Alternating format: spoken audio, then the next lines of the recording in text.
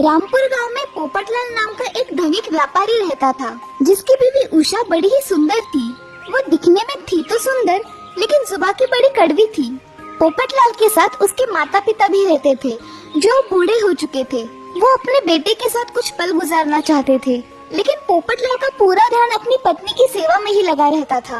वो हर दिन अपनी पत्नी के लिए कोई न कोई उपहार लाया करता। वाह, ये कितना सुंदर है। अजी, मैं आपसे कुछ मांगना चाहती हूँ। हाँ हाँ बोलो, गुलाम हाजिर है। बहुत दिन हुए कहीं घूमने नहीं गए, चलो ना हम दोनों कहीं घूम के आते हैं। उषा की ये बात पोपटलाल के माता पिता भी सुन लेते हैं। वो अपने बेटे के पास आकर बोलते हैं, बेटा, हम दोनों की भी ये बड़ी इच्छा है कि हम काशी घूम आए। बस हमारी ये एक इच्छा पूरी कर दो। हम इसके बाद तुमसे और कुछ भी नहीं मांगेंगे। अपने माँ पापा की ये बात सुनकर पोपटलाल मन ही मन में सोचने लगता है कि ये तो बड़ी अच्छी बात है। माँ और पापा की काशी की यात्रा भी हो जाएगी और इस बहाने हम भी काशी घुमाएंगे। वो दूसरे ही दिन अपने पूरे परिवार के साथ यात्रा के लिए निकल पड़ता है। काशी के नजदीक आते ही उन्हें एक आश्रम लगता है, जहाँ का परिसर बहुत ही सुंदर और अनोखा होता है। वाह, कितना सुंदर आश्रम है।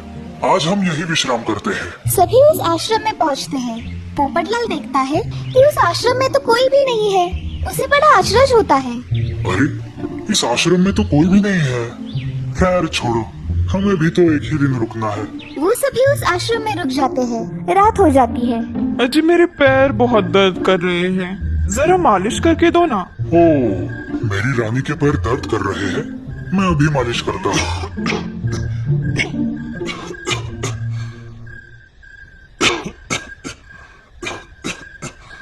ओफो, इनकी इस खांसी से तो मेरा सर दर्द करने लगा है। पिताजी, आप बाहर जाके सोइए।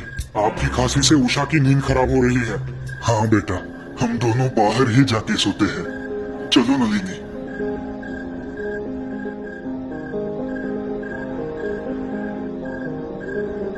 मुझे कुछ दिखाई नहीं दे रहा।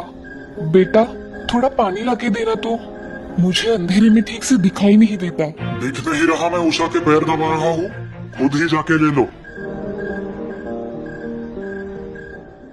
सुबह बड़ी जल्दी पोपटलाल की आंखें खुल जाती है। उसके कानों पर आश्रम के आंगन की ओर से कुछ आवाजें आने लगती है। वो उठ के आश्रम के बाहर आता है। अपनी आंखों के सामने का नजारा देखकर वो दंग रह जाता है। अरे, ये 3 लड़कियां कौन है?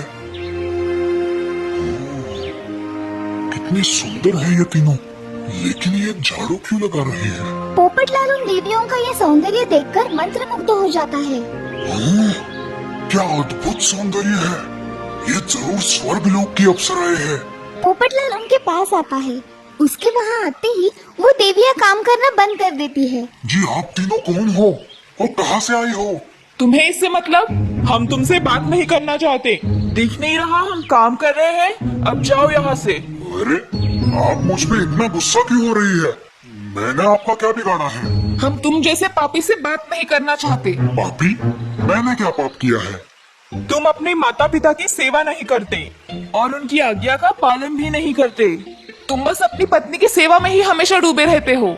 अब जाओ यहाँ से और हमारे काम में रुकावट डालना बंद करो। उनकी ये बातें सुनकर पोपटलाल बड़ा दुखी हुआ और मन ही मन सोचने लगा, ये जरूर स्वर्ग लोक की देवियां है। मुझे इनसे अपने बर्ताव के लिए माफी मांग लेनी चाहिए। जी सुनिए, मैं अपने आप पे बड़ा शर्मिंदा हूँ, लेकिन आप मुझे ये बताने का कष्ट लीजिए कि आप तीनों देवियां है कौन और यहाँ पे ये झाड़ू लगाने का काम क्यों कर रही है? ये कोई साधारण आश्रम नहीं है। ये आश्रम कुक्कुट स्वामी नाम के एक साधु का है। कुक्कुट स्वामी हमेशा अपने माता पिता की सेवा में ही व्यस्त रहते हैं।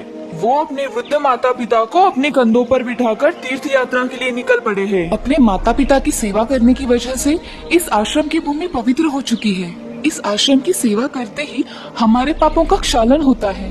इसीलिए रोज सुबह हम इस आश्रम की सफाई करने आते हैं।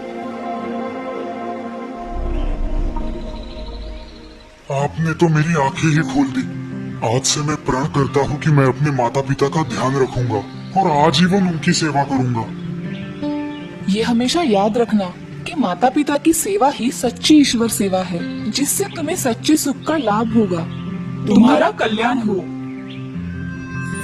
उस दिन से पोपटलाल अपना सारा जीवन अपने माता पिता की सेवा में व्यतीत करने लगा और जीवन के सच्चे सुख का लाभार्थी हुआ।